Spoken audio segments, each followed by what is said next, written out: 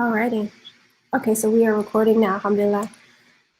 I just want to say welcome and thank you all for attending. I am excited to host this webinar because, alhamdulillah, we did get some really great response from our initial webinar about Giving Tuesday, and we are now able to host an end-of-year fundraising session to just uplift our communities during the last couple weeks of the month and the year, inshallah. And so this webinar is presented by Giving Geeks as well as ANFIQ. We have collaborated from the internationally to be able to provide Islamic organizations with the fundraising tools that they need to have successful campaigns and be better fundraisers so that they can be better community leaders and offer extensive services to their community in the best way possible. So what we're going to do now is we're going to go over to the agenda, inshallah. And we're just going to talk about what we should see today. So we have gotten a pretty healthy agenda here, so we're going to try to move through it as quickly as possible. And, you know, if you do have any questions, we have time for that at the end, inshallah. And if it's something that you absolutely need answered immediately, feel free to let us know. We'll try to get that answer for you. But we will have time for questions after our final link here on the agenda. So first, we're going to go through our introductions and so you can find out more about who we are. We're going to talk through our statistics, why should more Muslim organizations care, general recommendations. Hossam will be leading that session, leading us through the general recommendations. And then I will come in at the end at the 6-step action plan so that you can find out exactly how this program this action plan will work for your organization step by step. So a little bit about me. We're going to go over to who we are now. A little bit about me. I started in the nonprofit sector about 5 years ago, and I have been in development and operations, and I took some time to kind of recognize how nonprofits work here in Austin, Texas. And I have been blessed to be able to support a few different boards, as well as open my own agency, which provides development support to smaller nonprofits that seek to acquire better funding for their organizations and their programming. And so I'm happy to be here today to bring what I understand and recognize as important and essential tools for fundraising. And I look forward to speaking with you guys a little bit later. And I'll pass it over to Hossam.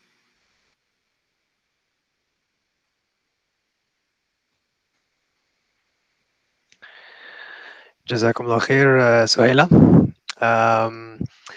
So as for myself, I've been involved with nonprofits for, alhamdulillah, over 10 years, particularly masjid organizations, helping them apply the most effective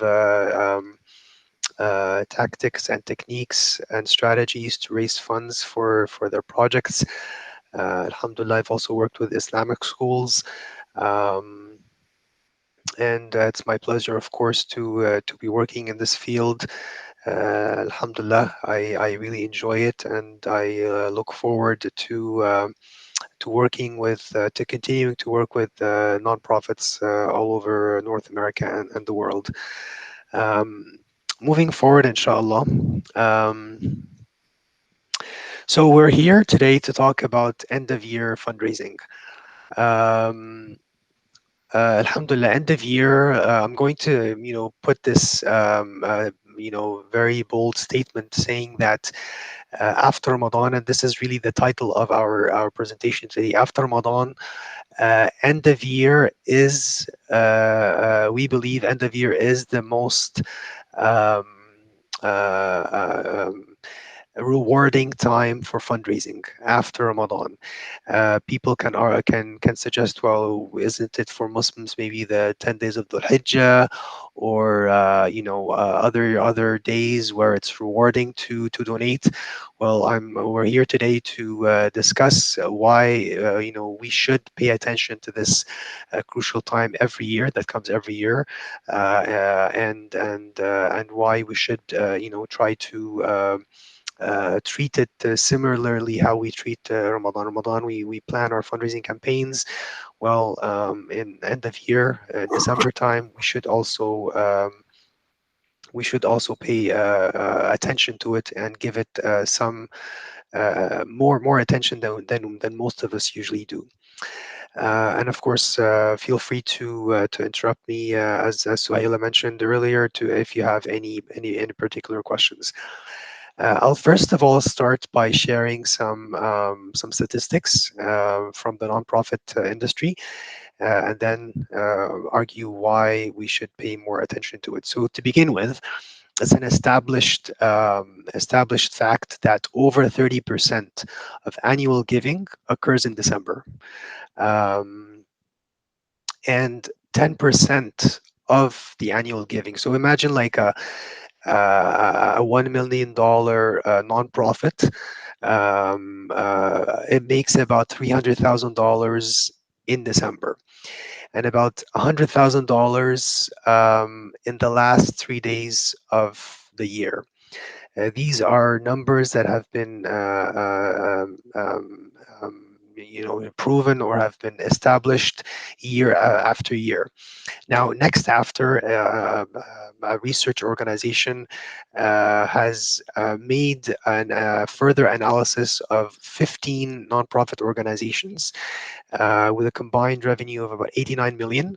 This was back in 2016, and spanning 6 different sectors, including the faith-based organizations such as churches, and found that around 48% of the revenue came in the last week of the year.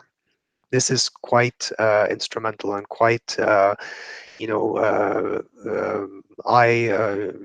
raises our interests for sure. Now let's look at now these are generic, numbers.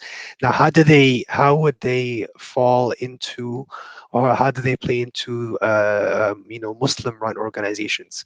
Now, first of all, end of year is the same every year. It's dictated by the society we live in. Whether we, like it or not, in December, things slow down, and most people have, if not all people, are in vacation mode, especially in the last 2 weeks of December. Uh, you know, um, uh, Aside from shopping, people have more time on their hands. They are not, consumed with, for example, summer vacation plans, or other inconsistencies in work, for example, being busy at work. So they're naturally, it's a common time, it's a common period that applies to most people. Secondly, end of year feeds very well with procrastinator habits. A lot of people, this is not to mention, of course, end of year being related to end of tax year season, but naturally, or so, a lot of people who have in their minds donating or doing a change, a lot of them keep it, or like keep on delaying it. When end of year comes and they have a bit more time, they naturally have more time to look at the marketing material that we produce for them, to consume them and to act based upon them. Now, I'd like to add, now, lastly, the last point I have there is, end of year is nicely spaced from Ramadan. This is, applicable, mostly to Muslim target audiences. End of year is nicely spaced from Ramadan. What does that mean? Well, in Ramadan, the last few years has been happening around, April, May, June timeframe. over the last few years. And end of year is about 6 to 8 months. Right now it's about 8 months from Ramadan. So most people have likely donated in Ramadan, and if they were to reconsider again donating, well, end of year is a good time amount of time has passed since Ramadan, so that when they hear your appeal again, that they would consider acting upon it. Um, Now, one might wonder, what about Dhul Hijjah? You know, Dhul Hijjah is a great time of the year. It is actually the best. That it has the 10 best days of the year, in which rewards are multiplied, and highly regarded in the sight of Allah Subhanahu wa Taala. The fact is that the Hijjah, and there's nothing to say that you should not or you cannot make any campaigns there. But the fact of the matter is, it happens just 2 months or 2 months and 10 days after Ramadan. And in the last few years, the Hijjah was happening during the summertime. People again are all could be all over the place, traveling or vacationing. Maybe they're not in the mood where if you send them some material that they would have the time or would consider looking at it. um, so that might change in a few years, maybe when the Hijjah comes in the winter time or something like that. That might change. However, in this decade that we're in right now, or this time that we're in, um, the Hijjah has not been as in terms of fundraising, has not been as effective as end of year. And I would like to also mention, and I think for sure Brother Yazan would know KMA. Look at KMA in the last 3 or 4 years, and you can go to their website right now. That every December, Kanata Muslim Association has been doing a fundraiser in December, and Alhamdulillah, they have achieved great numbers. And usually, it has been a good time of the year for them, where any downfall or any funds that they had missed for that year, they were able to collect them in December. Um, so I'm going to quickly right now go over general recommendations that we recommend for December, or for end of year.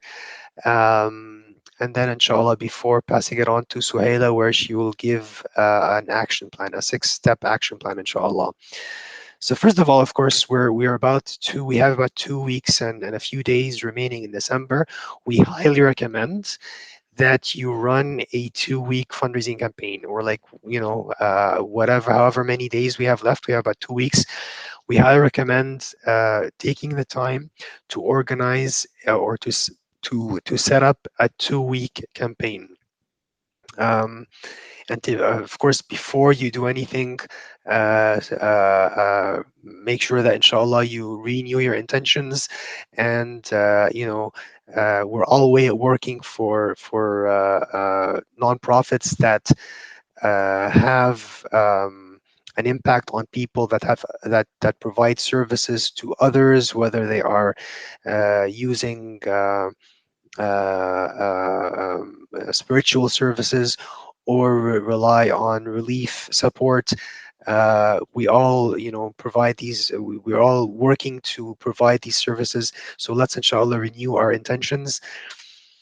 uh, Secondly, again, as we had mentioned in the last webinar, we will need we will want to think of a story that basically um, highlights what we do, the impact that our organization has. Let's pick a story from the many success stories that we've seen from the subjects that receive our services and highlight the story. And this is one of the best ways to soften the heart of the viewer, of the potential donor. And ideally, the story would be presented in a 1 to 2 minute to a short video. However, keep in mind, we know that there's a very short time. If you have a limited budget, or if you don't have enough time to transform the story into a nice video, then you can use graphics and text, and we have you covered. The toolkit that we will be providing, inshallah, at the end of this webinar, and along with this webinar, for all our attendees, inshallah, you will have some nice graphics that can be used in social media, and even text templates that can be used in text messaging and emails, templates that you can basically turn. They're turnkey messages and turnkey graphics, where you can just plug in your details, your text, whether they're stories or your graphics, your logos and so on, so that you can use them for your campaign, inshallah. Uh, Sorry, something happened.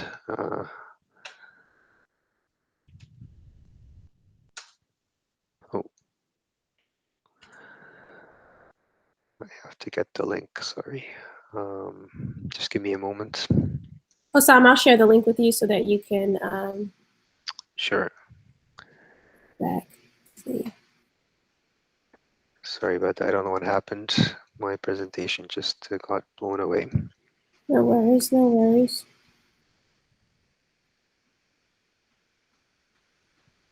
If you want to stop sharing, you can just stop sharing and then pull it back up via the WhatsApp link. Sure. Maybe, can you share from your end, Suhaila? Actually, yes, I can. Yes, that's a good idea. Okay, feel free to stop sharing and then I'll bring it up. Okay. Yep.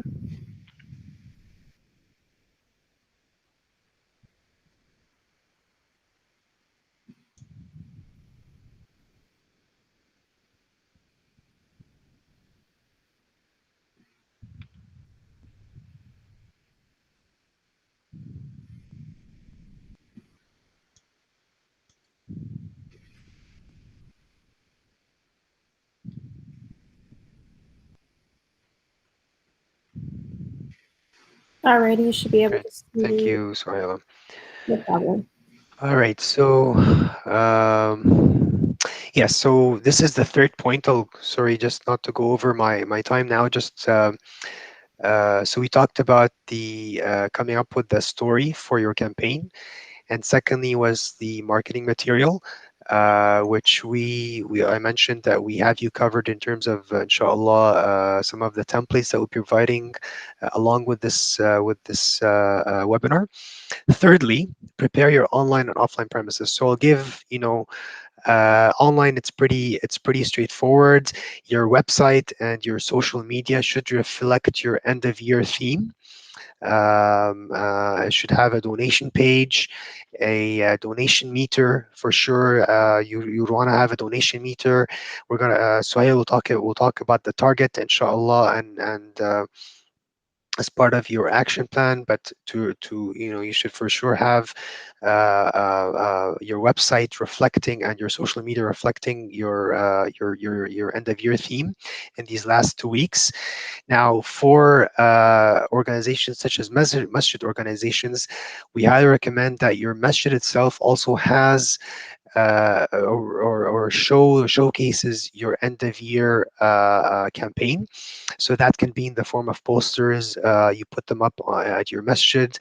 You can have potentially, a lot of masajid right now, they have screens inside their masjid to show, for example, prayer times and so on. Well, at these screens, on these screens, you can also show donation meters. You can also show your graphics, if you have a video showing a story, a success story, then you can also show it there. So this is what we mean by preparing your online and offline premises for end of year. And the last slide, or the last general recommendation, if you move on, Suhaila. Sorry, that was it. So that was the last one, and inshallah, we're moving on to handing it over to Suhaila for a detailed six-step action plan for your end-of-year giving plans, inshallah. Thank you, Hassan, for your presentation and for taking us through those steps upon your general recommendations.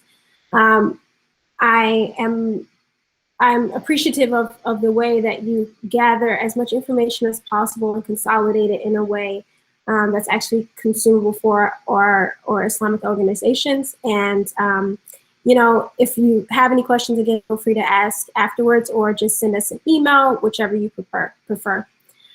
So what we're going to be looking at is a 6-step last call for end of year giving. We call it a last call because this is like your final effort to get all of those donations in, to make that last push to let the individuals that support you know how you intend to end the year to support the community as a whole.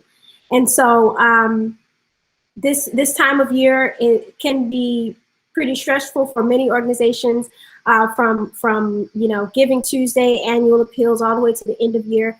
But me personally, I always think that the end of year donations are always the ones that feel the best, just because it means that people were thinking of you, you know, and we want to make sure that we're consolidating this information in a way that takes some stress off of you and makes it more palatable, for sure.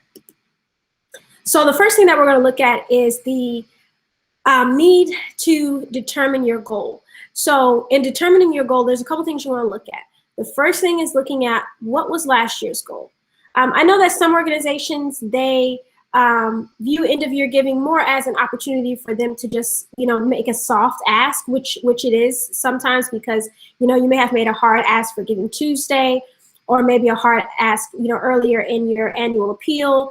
And so now is the time for a softer ask, sometimes depending on your plan for your organization. But if regardless whether it's a soft ask or a hard one, you always want to make sure that you have a goal. And in doing that, you want to look at what your organization did last year. What did you learn about what happened last year that did work and that didn't work?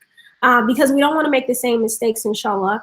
And we want every year to be a time where we can grow. And so it's important to look at what happened last year that didn't work, as well as what did work well. Some of us, it just means that we didn't even have an end of year fundraising campaign at all. And so we want to make sure that if that's what happened, this year we change the game. This year we're going to focus on what we want to accomplish, how much we can reasonably raise, and what will we need to do that. And so one of the reasons that I say reasonably raise is because, again, we're in the last 3 weeks of December. A lot of people are going on vacation, or not anymore, but usually around this time, people are taking off, or they might be seeing family. And so we want to be reasonable about how we get in front of our donors.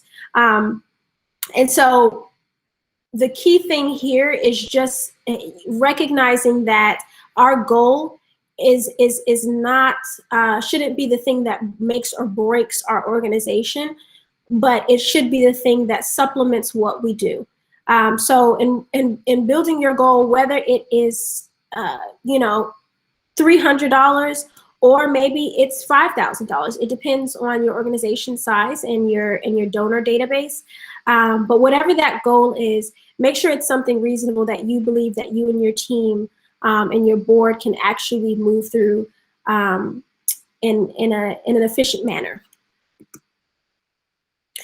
So the second thing that we want to talk about is pulling your audience list. So this is about figuring out who it is that you're reaching out to make that goal happen. So some organizations may feel a little bit overwhelmed about this because they may not have the donor database to supplement the goal that they want to reach. But in my opinion, you have to start somewhere.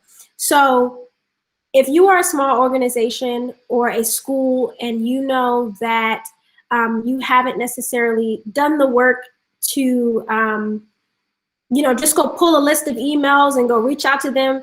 Do that now. Make that list. And when you're thinking about who's going on that list, think about the past donors. Think about the people that have, expressed interest in what you do. Think about your board members. Don't leave them out of your appeal. Think about the people that you have hired to support the work that you do, because during that time that they were supporting your work, be it a contractor or maybe someone that was a company that was catering, they might have their love for your organization may have grown, and they may want to support you. They just didn't know how. And so be sure to reach out to those individuals. We'll talk about this a little bit deeper later, but reach out to the attendees that come to Jumu'ah. Don't forget about your social media audience, and especially don't count out anyone who hasn't given yet. Sometimes it takes time for donors to recognize when is the right time for them to join your organization financially. And just because they've never given doesn't mean that they won't.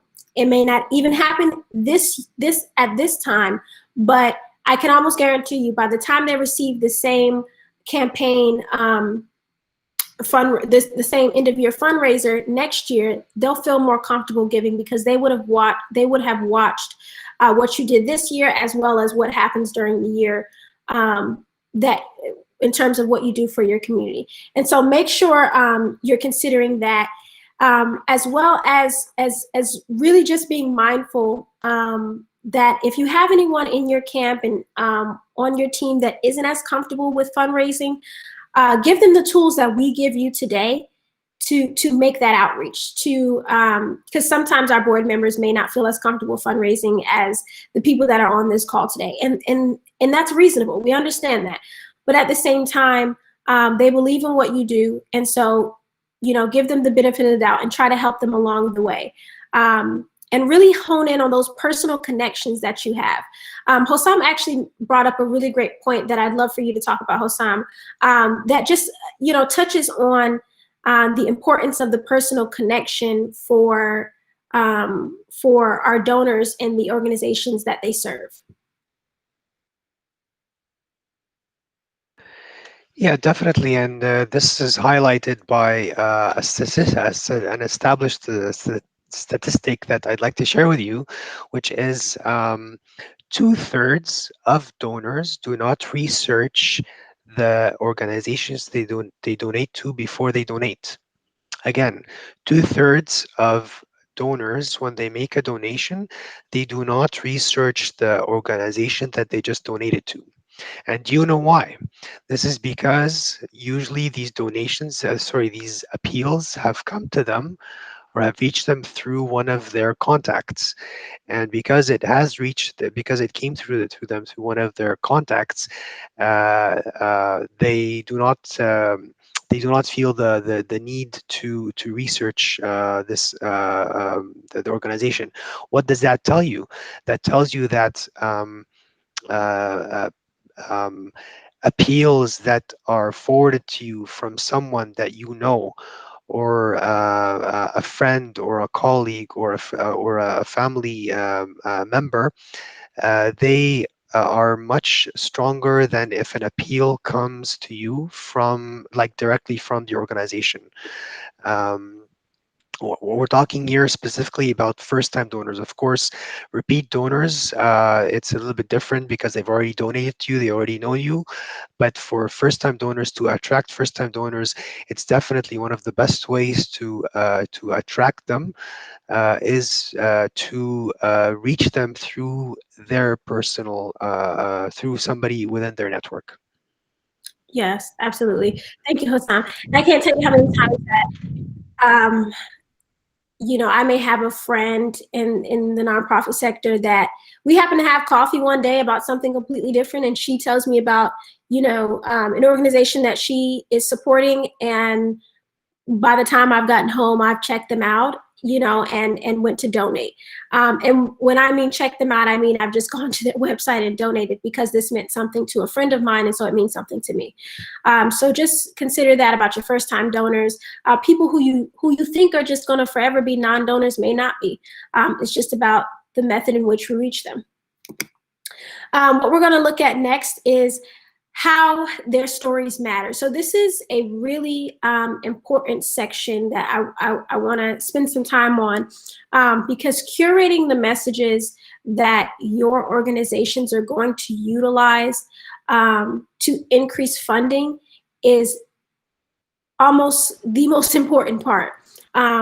Because no matter if you are sitting in front of your donor having coffee, which we aren't doing at this time for the most part, or maybe you are sending out an email, or maybe this you're in front of an audience at an event, you know, when we get back to that, the story that you tell is going to be the key that unlocks the gift always. And there's a few different donors that you want to consider in doing this. And so when we're thinking about that donor that really cares about how your masajid or how your Islamic school or how your relief program is supporting the community, you want to identify those key stories that'll be essential in showcasing how that happens. You want to be mindful in creating stories of impact rather than just telling the day-to-day tasks of what your organization does. And so, for example, if you are, you know, an Islamic school, you might talk about how, you know, there was a student or a family who wanted to attend the school, but may not have, you know, the funds to pay for tuition. And this is where your scholarship fund may come into place. And so, you know, in an effort to get donors to give to the scholarship fund, you might tell a story. You may not tell the direct story with the individual's name and everything, but you might tell a story about how a student excelled through that scholarship program and that fund that was uplifted and supported by donors. If you are a masjid, you might tell a story about, you know, what the Quran classes are doing for your community and how having that space is essential to the Muslims that live in that area. So there's lots of different ways that you can tell these stories, but making sure that for those donors who are moved by the heartfelt messages, use that. Because they are important. They are the reason that you do what you do. And so you want to state that clearly. The second thing is that sometimes we have donors that want to know more about the numbers. You know, the stories matter 100%, but they want to know that the numbers matter too. They want to know what happens during the fiscal year when they give. What does their funding do for our organizations? And so for this, you want to create communication that makes it very clear and plain how the funding matches up with what you do as an organization. And so what I mean by that is we recently had a Giving Tuesday campaign where we, you know, sent out 4 emails during the day, and during the last email, there's usually something we do where we say, hey guys, let's talk about the numbers. This is how much we have left to raise. And we go through and list out how many donors it'll take us to allow the initiation of this conference, or to you know, host 4 new scholarships. You know, those things matter. And so you have to break it down to some of the donors who want to know about the operational side of things in terms of what their funding does. They don't necessarily want to know the structure of your organization. They really want to be able to tell what your funding is doing. And so you know, in doing that, we noticed an increase in the donations that we received immediately. During the day, we may have been receiving about $10 gifts here, $25 gifts there. But after we broke it down and said, hey, we've got $2,000 left to raise, we had donors running to us, letting us know we'll cover that entire $2,000, and that actually happened. Or donors coming in and giving $200, $300. And I think we probably have seen this at some of our masjids that we've attended where, you know, the imam may get up and say after the khutbah, or one of the administrators may say, hey, you guys, let's get really real here. In order to keep the lights on, we need to cover a $300 bill, depending on how big your message is. We need to cover that bill, and we need help doing that. Who's going to help me? And you'll see so many Muslims stumbling over themselves, to support you, not just because they want to keep the doors open, but for the sake of Allah. And so keep that in mind and give your community the opportunity to give in the way that feels comfortable for them. So you want to look at who your story is about, and this means what and where and what demographic does your organization serve. So be mindful of the city that you're in and what's happening in that city, and how your community benefits from your organization or your location and your masjid or whatever it is. What exactly do they need? Be clear in listing this out. We need scholarships, or we need to cover the cost of construction for a new playground. Or we need simply, one easy one is we need to cover our Zoom costs. That's a new overhead cost that we have to consider. So there's lots of different ways that you can explain the different needs that you have and make it clear to those donors who care about what their funding is doing. Why do they need support now? We're in a pandemic. That's number one. And so there's lots of different ways that you can tell this, but I would absolutely be mindful of using that to support your appeal. Where do I fit in? This is where I'm speaking as a donor. What can I do as an activated community member and sometimes a service recipient and a possible donor to help?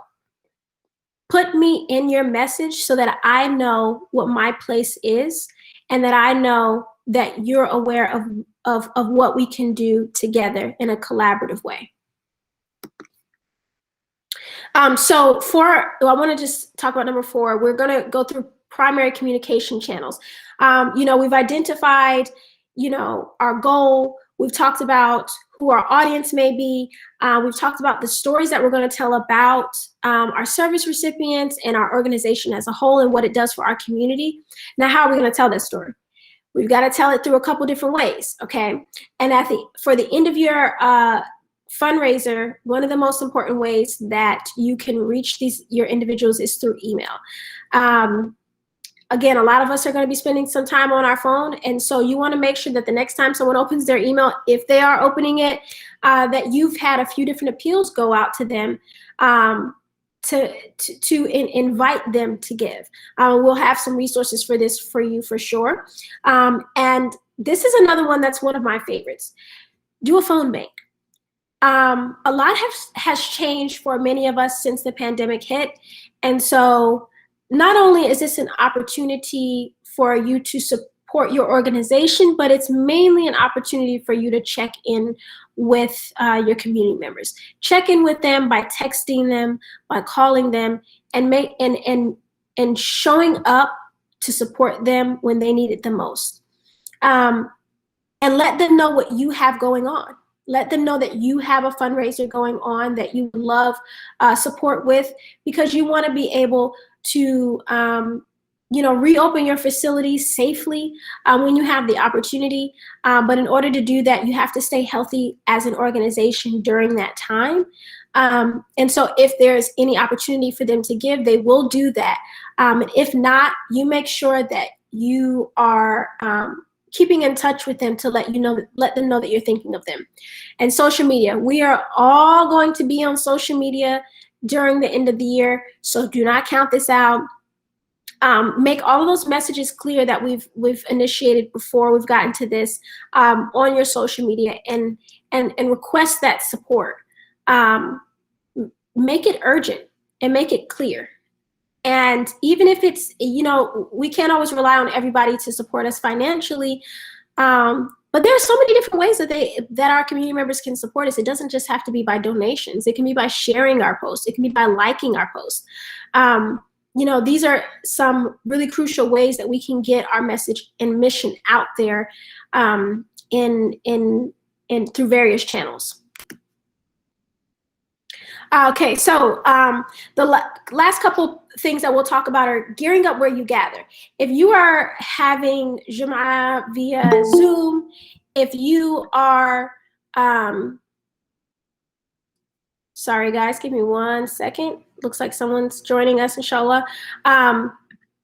If you are having Zoom Juma via Zoom or in person. For some organizations, I know that they're doing some socially distanced Jumas, and use this as an opportunity to meet your donors where they are. Obviously, they're coming because they are seeking the blessing from Allah for attending Jum'ah safely, and so let them know what's going on and let them know about your campaign and your goal, and speak to them as a community, but also speak to them as individuals. This is something that is essential, inshallah. I'm going to get us to mute, inshallah. Okay. Alrighty, so the next thing that we want to just look at, and the last step here is a very crucial step. This is the sprinkles of gratitude. You want to make sure that you are acknowledging every gift that you receive almost immediately. So if you are sending potential donors to your website to give, there should be an automatic gift acknowledgement or / receipt that they should receive after every donation. Update that message, make it clear why their gift matters, especially as it relates to what the circumstances that we're in right now with the pandemic going on, and what their gift does for your organization. That should be something that happens immediately. Sometimes we might receive checks, and so it may take a little bit of time for us to thank them, but do it in a swift manner so that these donors recognize that you appreciate their gift. The next thing you want to do is write thank you cards. There's never enough gratitude, and some of our donors, may not feel that they need to be thanked, but we want to, set a standard for our organization and our masajid that we recognize that a lot of people didn't have to give. And so when they do, we want to say thank you. It's not a public thing for a lot of our donors, but it's something private between you and that donor to say, we appreciate what you did. And then you might consider personal text as well. If there were donations that came in because your board member reached out to, their personal audience, and you know that, you might ask that board member to, hey, can you send, such and such a text just thanking them and showing our appreciation as an organization. That is going to be key for your donor retainment. Because we don't want to invite a bunch of donors to give to us now and then lose them in the next year. And the way that we hold on to these donors and keep them close to our mission and our organization, our masjid, our school, whatever it is by showing them that they are a part of the movement. We have to make that very clear with them, and that takes some sprinkles of gratitude for sure. So with that, we want to open the room for any questions that you may have. Again, after we've closed out this recording, it'll take a little bit of time to download, but we should be sending you guys that toolkit very soon. Inshallah, you should receive that today. And if you have any questions after that, feel free to reach out to us. But for right now, please let us know if you have any questions about what we've talked about today. And feel free to unmute yourself, inshallah. Bismillah. Can I go ahead? Yes, sir. Okay. Jazakumullah khair. Thank you all. Thank you both for doing this. It really means a lot to, I think, all the attendees and the organizations, mashallah, trying to share your experience and expertise in helping us raise more money to help, those in need. And, this is Allah's prescribed good work. Alhamdulillah. Jazakumullah khair. The question is to... Brother Hussam, you made some very bold statements about, it's like 2/3 of people donate without researching, just basically of micro-influencing, and at the same time, you said at the beginning that 60% of donations happens after Ramadan. You mentioned Dhul Hijjah. For me, I think the most donations come Ramadan, Dhul Hijjah, and then end of the year. But anyway, I know what you said. Most in the mainstream society, actually, most of the donations come at the end of the year. It's the time of the year, it's the season. Did you base this on your experience, numbers, research? Where you came up with these numbers and these stats, and how can we, like, of course I attended the lecture, but how we can incorporate it in our programs. Jazakallah khair. Jazakallah khair. And I noticed one of the statistics. I'm not sure the other one you said after Ramadan 60%. I'm not sure what was that. But maybe I'll requote. Do you want to mention that? Sorry, go ahead. 60% of donations on the are by the end of the year after Ramadan, right? Or if I got it right. I'm not okay. So I'll just mention again the statistics. I have them right here. So, sorry, 30% of annual giving occurs in December. Sorry, 30% of. I'm sorry, I can't hear you. Somebody muted you. Hossam, sorry, this, let me see if.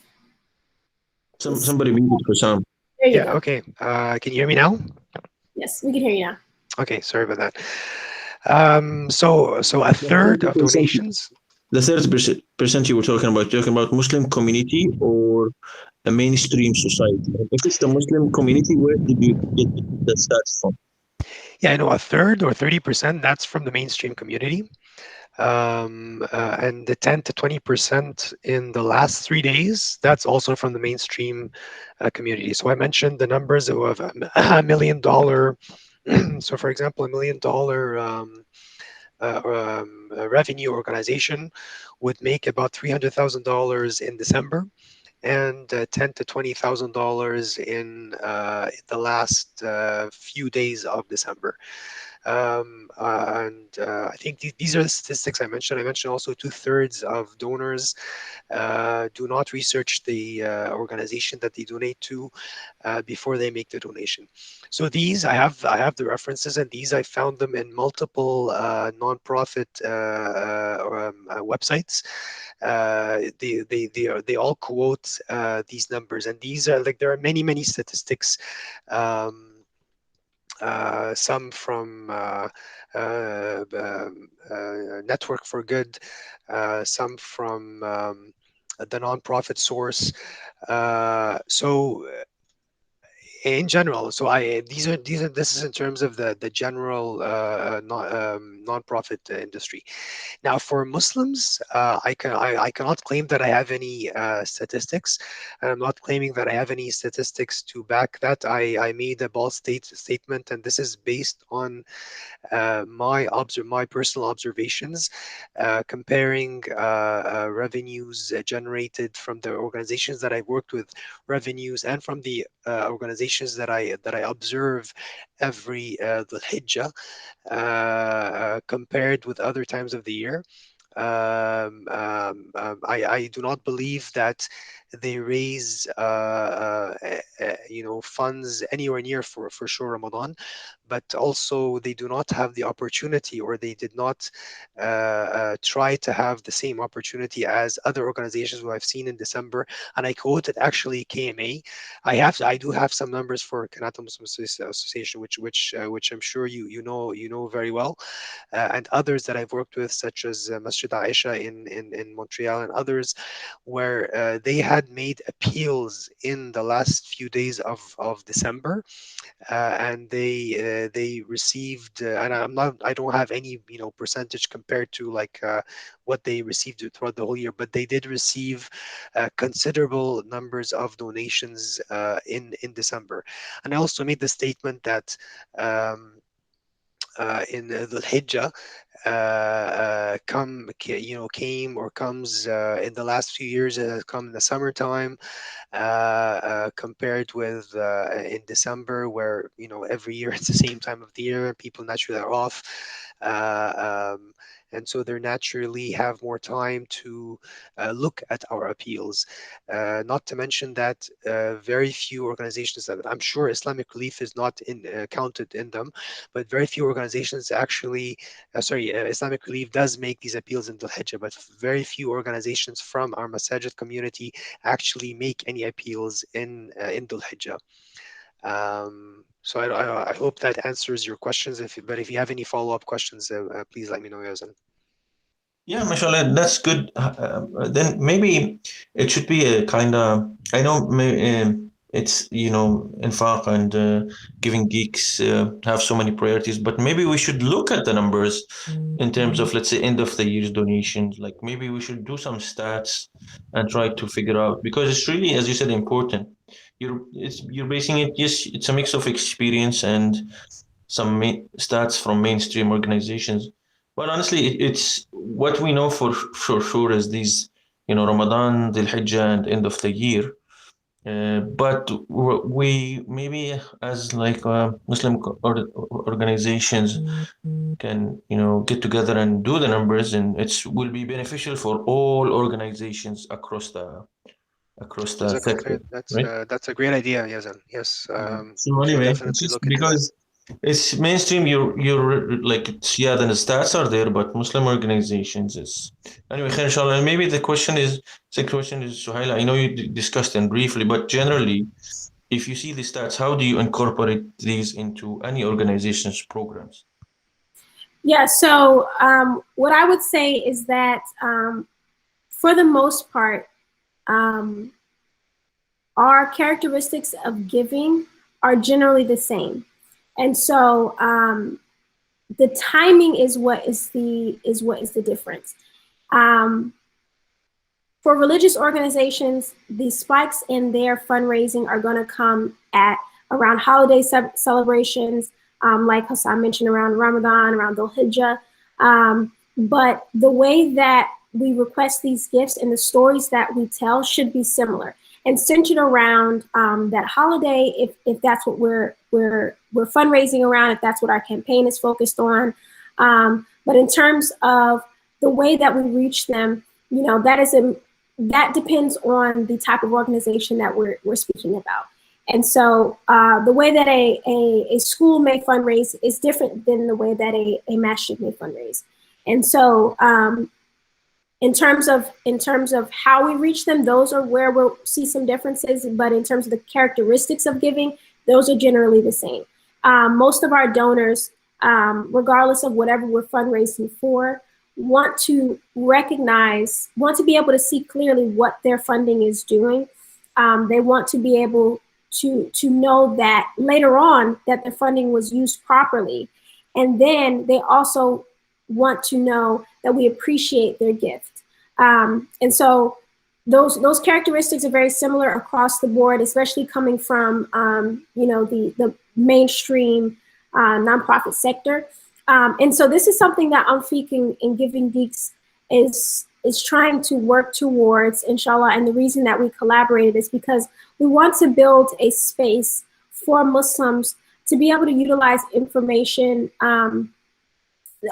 for Muslim serving organizations to be able to utilize information and resources that then inform them on the decisions that they make as a board, as staff, as committee members, and even as just constituents of their organization. And so this is something that we're building towards to kind of create informed resources and utilize the stats that we find based off of the organizations that we work with and that we just watch, but it does take time to kind of build this space for ourselves because there's so many changes happening quickly. And the first thing that we want to do is make sure that these organizations that serve the Islamic community are recognize the resources that are available to them, especially the low-cost resources or the free resources that they can utilize to build a community around their mission. That is just the crucial part, is getting your mission out there, making sure that you know who your donors are, the same way that an animal shelter might know who their donors are. It matters. The way that we communicate to them may be different in the word choice that we use, but recognizing them as activated community members is essential across the board. So with that, you know, I would just want to let you guys know that, again, we will send you an email with more information on where you can find the toolkit and the recording of this webinar, as well as if you do need any support for your end of year campaign, please feel free to reach out to us. And, you know, Hossam and I will make ourselves available to support you and your organization, and ultimately to help you accomplish the mission that you're working towards within your own community. But for now, you know, thank you for joining us, and we just really appreciate you working with us through the technology issues, and we hope that, you know, you do have a good end of your fundraiser and a better year, inshallah. And may Allah keep us all safe and allow us to utilize this for the sake of Allah, you know, and for the benefit of our community as Muslims in Canada or in the United States. Allahumma ameen, and thank you. Jazakumullah khair, everyone, and inshallah we'll look forward to hearing from you and hearing your feedback, inshallah. Jazakumullah khair. Ameen. Shukran, everyone. Thank you both. Thank you. Thank you so much. You're welcome. Thank you, Yazan.